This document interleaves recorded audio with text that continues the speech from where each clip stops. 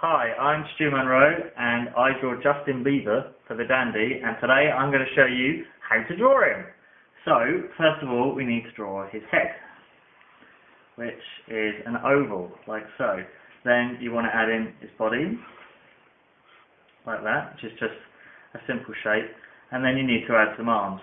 So he always has a t-shirt, so we'll just draw a couple of sleeves on him like that, and then his hands will be here. And then you need to draw some fingers on his hands. So first of all I just draw them in stick form. So that's his thumb and his two fingers there, and he's going to be pointing. So that's a very rough idea of where his hand is. Over here he's going to have his fist clenched, so I'm just going to draw a circle just to show where his fist is. And then we need to put some feet on him. His body is always covered by his t-shirt, so he's just got legs. So they literally just go straight down and then flat on the bottom like that. There are angles because he's standing facing you, and then he's got his tail behind him as well. But here's a little secret, I always draw that in last. I never draw that at all until I've finished. So there's one thing that is really important with Justin Beaver, and that is his hair. Now to draw his hair is quite simple. All you do is draw a line straight across his face like that at an angle. That's literally all you do for his fringe. Another line down there.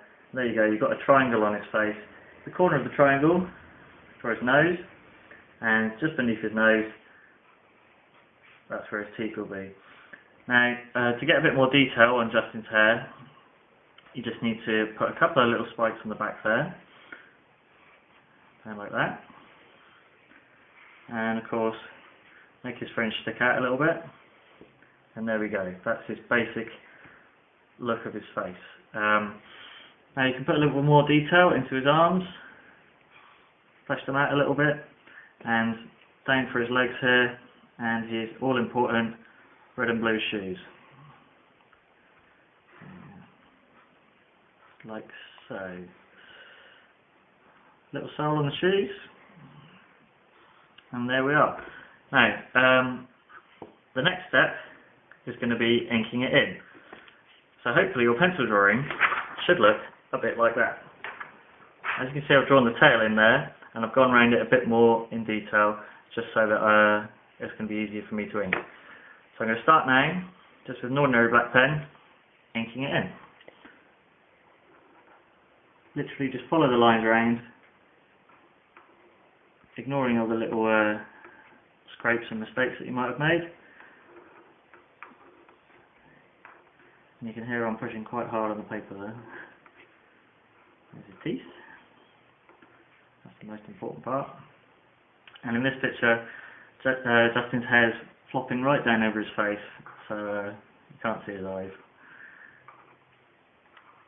And let's just go up around his hand there. Like I said, he's pointing.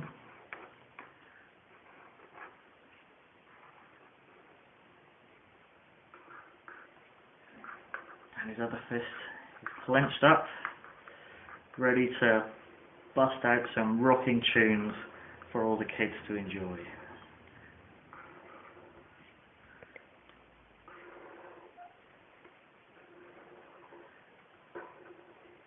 There's his shoes, his all-important shoes. Now, people have asked me why Justin doesn't wear trousers. It's simply because when I'm colouring in, I don't have to use as many colours. I can just use the same colour for his face as I do for his legs. He did originally have purple trousers when I first saw him in the very first comic. If you did get that one, have a look, and he had got trousers. Also his hair had a different colour in the first comic. But it's taken too long to colour it, so I just reduced the colours a bit. There you go, all inked in. As you can see, it's a bit scrappy there, still a bit wobbly on the lines there. So what we do now is go around this in a bit more detail. Now the reason I've used another drawing is because the ink isn't dry on that other one, and if I started to lean on it, then it would smudge. So to speed things up, so this isn't the most boring video in the world, I've used another drawing.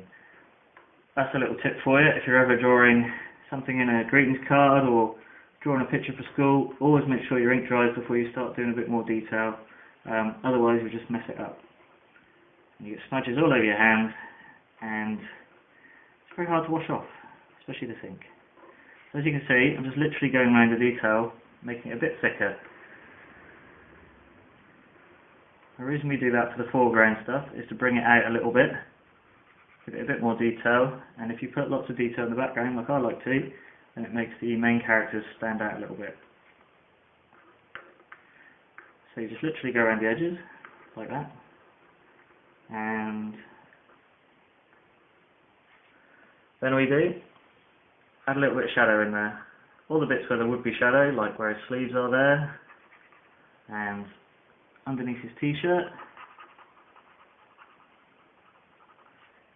bit of shadow, just brings the drawing out a little bit, gives it a bit of 3D. I don't like to use shading, some of the comics do. I don't like to do it because it takes too much time, and also none of the original Dandy and Beano comics use shading. They're only in 2 colours, so if it's good enough for them, it's good enough for me. Plus I think it looks a bit more traditional.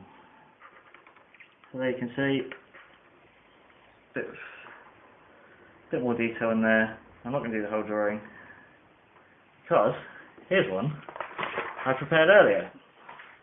Now that is a completed Justin Beaver. That's what he looks like. You can see the shading I've added there, under the arms and under the legs, a little bit on the tail there. And then obviously he'd be stood on something and there'd be a bit more in the background. So the next step would be to scan it all in, colour it all in, and send it off to the Dandy, ready to be printed for you to read. So that's how you draw Justin Beaver. Don't steal my ideas. Bye!